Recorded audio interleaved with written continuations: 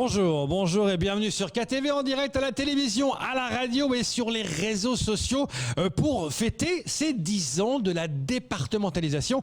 Et cette fois, on va aborder le côté religieux, et Dieu sait s'il est important, avec Saïd Kambi qui est là. Bonjour. Bonjour, assalamu alaikum à tous les téléspectateurs et à tous les Mahorais. Merci d'être... Et ceux qui nous écoutent de très loin. Oui.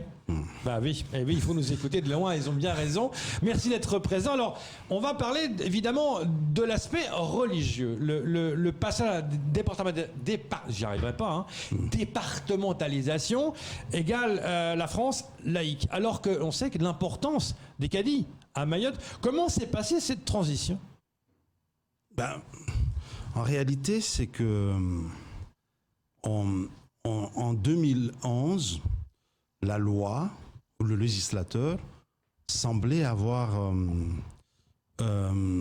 omis ou minimisé le rôle du cadi dans la société mahoraise. Mais le temps est passé, après une dizaine d'années, on se rend compte que cet homme, enfin le cadi, a non seulement sa place, mais le mieux encore, c'est que la société mahoraise n'est pas prête à adopter le statut de droit commun. C'est la première chose. Moi, j'ai une chance de travailler dans une mairie. Je vois le nombre de demandes de mariage, enfin de célébrations de fêtes de mariage qui se font dans l'année. Et de nikah, moi, parce que je parlerai de nikah plutôt que de parler de mariage. Donc, avec, disons, sur 100 nikahs qui se font dans l'année dans la commune où je travaille aujourd'hui, je peux dire aujourd'hui que 85% ne vont pas jusqu'à la mairie, jusqu'auprès du maire pour aller enregistrer un mariage. Donc le Mahorais, après 10 années, souhaite toujours garder son statut de droit local et tous les conflits, quasiment les conflits entre mari et femme, finissent souvent chez le Fundi, si ce n'est pas chez le cadi. Donc, plutôt que d'aller devant le juge. Donc, cela dit qu'après 10 ans, au fait, on avait omis ou on avait déconsidéré la place du cadi, mais surtout l'importance de l'organisation, de l'ancienne organisation sociale de la société mahoraise. C'était ça l'enjeu d'ailleurs, parce qu'on passe département, mais en disant ok, département comme l'Indre, comme l'Île-de-France, mais en même temps il y a l'aspect religieux qui a été minimisé par la France. C'est pas que l'aspect, parce que aujourd'hui, en Mayotte, on peut parler de l'aspect religieux, mais avant tout, c'est l'aspect culturel. Culturel, parce que l'islam chez nous, c'est un élément de notre culture, c'est un élément de notre organisation sociale. C'est l'ADN de Mayotte. C'est une ADN pour nous. Donc, c'est un ADN. Donc, le vrai problème, c'était de faire comme si le Mahorais allait d'un coup abandonner son statut, abandonner sa culture, tout abandonner pour adopter, entre guillemets, la vie occidentale. Or, nous sommes une société communautaire. Nous ne sommes pas une société individualiste. Et pour nous, l'archaïsme, c'est l'individualisme. Même si en Occident, l'archaïsme, c'est l'organisation communautaire. Donc, l'archaïsme, c'est nous, c'est l'individualisme. Donc, nous n'avons pas su sauter ce pas pour aller vers nous approcher d'une société occidentale, même si beaucoup de choses se sont passées entre-temps. On a abandonné une grande partie de notre culture, mais il y a une chose qui est sûre, le Mahorais n'est pas prêt d'abandonner son statut de droit local. Oui, parce que en 2011, on avait dit au Mahorais, alors avant c'était le cadi qui décidait, maintenant c'est le maire. Alors c'est vrai qu'il y avait une joie d'être passé département, une volonté d'être là, et après on dit non, ça. Et alors ce qui est intéressant également, et vous dites aussi très bien, c'est que de plus en plus les politiques disent on doit faire appel au cadi, notamment pour la délinquance, notamment pour des tas de sujets, on fait de nouveau appel au cadi. Alors comment gérer cet État français laïque qui a quand même ses lois à respecter de fait et l'aspect religieux? D'une part, il y a trois choses qu'il faut prendre en considération. La première des choses, il ne faut pas qu'on se mente, il ne faut pas qu'on dise ce qui n'existe pas. La laïcité n'est pas applicable à Mayotte. Aucun texte n'a étendu la laïcité sur le territoire de Mayotte. Même la loi de la départementalisation de 2011 a été claire. Il a été dit dans cette loi que le fait de départementaliser Mayotte n'implique pas forcément l'application de la laïcité sur le territoire. Première chose, il faudra d'abord que tout le monde se dise que comme l'Alsace et la Lorraine, Mayotte n'est pas soumis à la laïcité, même si on peut le crier, même si c'est devenu un principe constitutionnel. Mais il y a une chose, c'est sûr, cette loi, la laïcité n'a pas été étendue sur Mayotte. Première chose. Deuxième chose, il faut savoir que la loi de la départementalisation et tous les règles, le package réglementaire autour de la départementalisation a créé une certaine inégalité sur ce territoire. Et ça, il faut le dire. La départementalisation a amené une certaine inégalité sur ce territoire. Pourquoi ? Parce que le législateur, quand il disait par exemple qu'il devait y avoir une certaine égalité dans l'héritage. Mais la société mahoraise était tellement bien organisée socialement que ça a amené à un certain équilibre. La fille, le père mariait sa fille dans un terrain qui lui appartenait. Et à sa mort, la fille héritait la moitié de l'homme. Elle avait déjà acquis quelque chose du vivant de leur père. Elle avait déjà acquis quelque chose. Donc l'homme rattrapait dans l'héritage. Et la loi dit, au moment du partage aujourd'hui, nous devons absolument partager de manière égale. L'homme, aujourd'hui, la loi a introduit une égalité sur un territoire qui avait son organisation sociale qui était équilibrée. Le législateur avait croire que c'était une inégalité. En réalité, il n'y avait pas d'inégalité. La femme avait une avance que l'homme rattrapait au moment de l'héritage. Aujourd'hui, l'homme ne peut plus rien rattraper. Nous sommes une société matriarcale, c'est la femme qui a tout. Et malheureusement, ça a renforcé l'inégalité vis-à-vis de l'homme. Parce qu'on a cru que c'était religieux. C'est ça qui est délicat, c'est d'un côté passer département, mais on peut difficilement vouloir garder les acquis en passant département. C'est ça qui est très compliqué. Kamar. Alors justement, on a vu, Saïd Kambi, que cette départementalisation, finalement, avec la législation qui a changé, beaucoup de choses sont venues se greffer sans même, vous l'avez dit justement, consulter peut-être en tout cas le mode de fonctionnement social de ce département. Alors, ça a été critiqué au départ, on se rappelle tous de la polygamie. Ça a été le sujet pendant l'arrivée de la départementalisation. Comment on va faire? On est polygame, mais vous êtes français, donc la polygamie c'est interdit, ça n'existe pas. Ça a été sujet. Même aujourd'hui, on le voit aussi sur la façon dont nous enterrons nos morts. Au départ, on n'avait pas cette habitude d'avoir des cercueils, d'utiliser des cercueils. Aujourd'hui, est-ce que finalement, c'est ça ce que on peut dire qu'on côté religion, côté musulman, on regrette un peu de n'avoir pas été associé au départ en disant comment on peut s'adapter rapidement. C'est-à-dire on nous a donné d'abord la départementalisation, après on réfléchit après. Oui, en fait, le législateur, et je tiens à le dire et à le dire très fort, de deux choses l'une. Soit il a ignoré, il ne voyait pas l'importance de certains acquis sociaux ou certaines formes d'organisation sociale ou structure sociale. Il avait non seulement, soit ignoré dans le sens où il connaissait pas l'ampleur, soit il a minimisé, donc il a méprisé, et quelques années plus tard, il y a jamais eu plus de polygamie sur ce territoire qu'en ce moment. Dans l'histoire de ce territoire. Il n'y a jamais eu plus de polygamie. C'est assez contradictoire.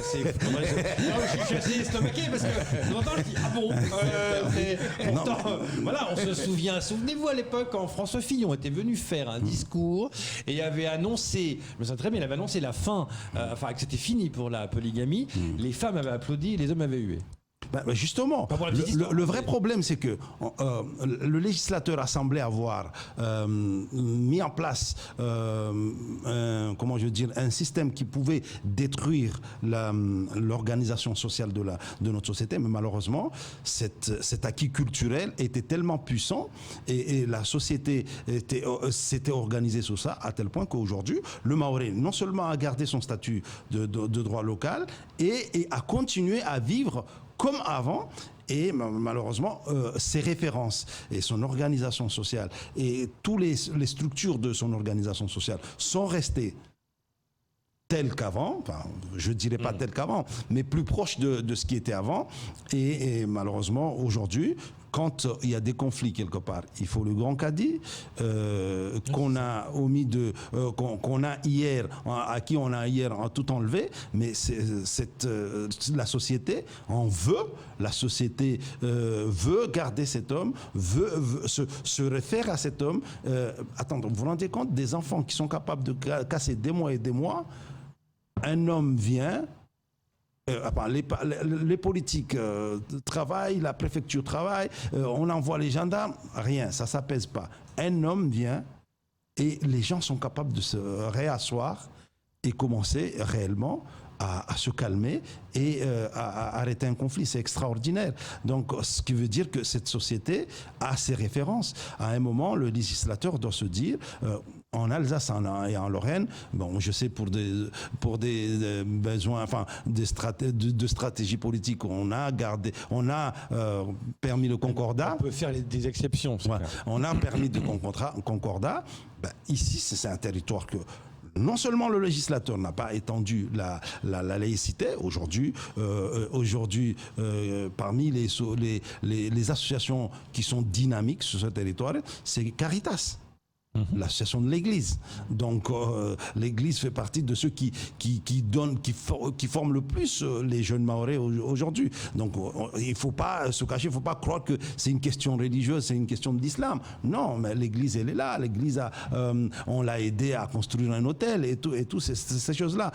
Donc du coup, il faut à un moment se dire que c'était à sa structure sociale qu'il est difficile de composer. On fait avec. Mais c'est normal quand on sait qu'il y a 95% quand même de personnes musulmanes à Mayotte. Donc on sait très bien que le poids de la religion à Mayotte est extrêmement important. Est-ce que vous pensez que par rapport à la religion, c'était une bonne chose de passer de département d'un point de vue religieux? D'un point de vue religieux, est-ce que... c'est une question qui nécessite quasiment une étude, dans le sens où le département, est-ce qu'il est compatible ou pas compatible avec l'islam? Il faut avoir tous les éléments. Donc je veux pas me lancer dans une aventure, et mentir aux gens. Donc, mais ce qui est sûr, est-ce que chez nous, les musulmans, nous avons ce qu'on appelle les maqasid sharia, la finalité du droit musulman. Est-ce que le département permet de préserver la vie? C'est le premier objet même du droit musulman. Donc, est-ce que le département permet de protéger la vie? Est-ce qu'elle permet de protéger la propriété? C'est ça les bases même, les fondements même sur lesquels est assis toute la législation islamique. Donc, est-ce que ça préserve la vie? Est-ce que ça préserve la propriété? Est-ce que ça préserve la raison? Est-ce que ça préserve la famille? Et donc, si oui, le département, par rapport aux principes même sur lesquels sont assis les bases même de la législation islamique, on peut dire que peut-être qu'on peut avancer là-dessus. Mais si c'est pas bon, mais ça nécessite une étude. En tout cas, si on s'arrête sur ça... Moi, j'ai fait exprès de poser la question, c'est très si on s'arrête comme réponse, uniquement sur les faits de préservation de la vie, ce qu'on appelle les maqasid sharia, les finalités du droit musulman, la préservation de la vie, la préservation de la propriété, la préservation de la raison, la préservation de la famille et tout, le département rassure. Donc. Alors, Kambi, on nous dit souvent, on est peut-être l'exemple à prendre dans toute la France et sa puissance. On nous dit que nous avons un islam qui tolérant. On a un islam à Mayotte qui finalement arrive à cohabiter avec la République. On rappelle qu'avant même la départementalisation, il y avait des musulmans sur ce territoire. Et est-ce que finalement, avec l'arrivée de la nouvelle législation départementale, puisqu'on est département, des Français à part entière, est-ce que c'est pas finalement juste une question de culture et de tradition? Parce que l'islam était déjà là, la France elle était déjà là, mais on cohabitait. Donc il n'y avait aucun souci. Mais est-ce que finalement, avec le renforcement de la législation, c'est pas juste le côté culture et tradition qui finalement n'arrive pas à cohabiter? La réponse, elle est simple. Hein. En France, l'islam, c'est la deuxième religion. Est-ce que les musulmans se sentent mal en France? C'est une chose. Bon, je dirais juste une chose. Depuis la présidence de Macron, quelque chose a changé en France par rapport aux musulmans, mais jusqu'aujourd'hui, les musulmans se vivaient bien en France. C'est la deuxième religion de l'islam. Comme quoi, peut-être, c'est pas une question de législation, c'est juste une question structurelle. Structurelle dans le sens culturel. Donc, au fait, aujourd'hui, notre société a sa manière de s'organiser et le législateur n'avait pas pris en compte que la force de cette organisation, et malheureusement, c'est qu'il y a des questions culturelles et de façon de faire et de sa façon de se référer. Nous avons nos mythes, nous avons notre façon de penser, et c'est juste une culturelle. Sinon, les musulmans vivent en Europe, en Occident, et ils vivent leur religion sans aucun problème, même si depuis la Macronie, il y a quelque chose a commencé à changer en France. Donc, je crois que c'est pas une question de débat. C'est un autre débat. Est-ce que vous pensez que, dernière question, est-ce que vous pensez que depuis ces 10 ans, les mentalités ont changé? Oui, depuis ces 10 ans, forcément, beaucoup de choses ont changé. Les mentalités ont changé. Nous vivions dans une société, entre guillemets, un peu plus sûre en 2011 qu'aujourd'hui. Donc aujourd'hui, on est plus en insécurité, qui a donc forcément la façon de se protéger, la façon de percevoir l'autre, ce n'est plus le même en 2011 qu'aujourd'hui. Première chose, la mentalité a changé certainement. Aujourd'hui, nous avons certaines règles qui nous permettent d'accéder à certains droits qui n'étaient pas en 2011, qui n'étaient pas possibles, qui n'étaient pas acquis facilement en 2011. Donc forcément, certaines choses, la mentalité a changé, et malheureusement aussi, la vie communautaire commence à changer. Pourquoi? Parce qu'il y a d'autres communautés qui sont là, qui semblent être celles qui menacent plus la cohésion sociale. Et donc forcément, quand il y a un problème de cohésion sociale, forcément, à ce moment-là, il y a des choses, il y a des mentalités qui changent. Et il y a une perception de l'autre qui est différente. Et de plus en plus aussi, l'individualisme à l'occidental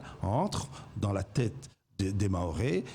Nous sommes scotchés devant nos télés tous après le travail. Et c'est une bonne idée. Très bonne idée. Merci beaucoup. C'est d'être venu pour l'aspect religieux. C'était important. Bah oui, forcément. Merci beaucoup. C'est la fin de ce temps de parole. Tout de suite, la suite de vos programmes.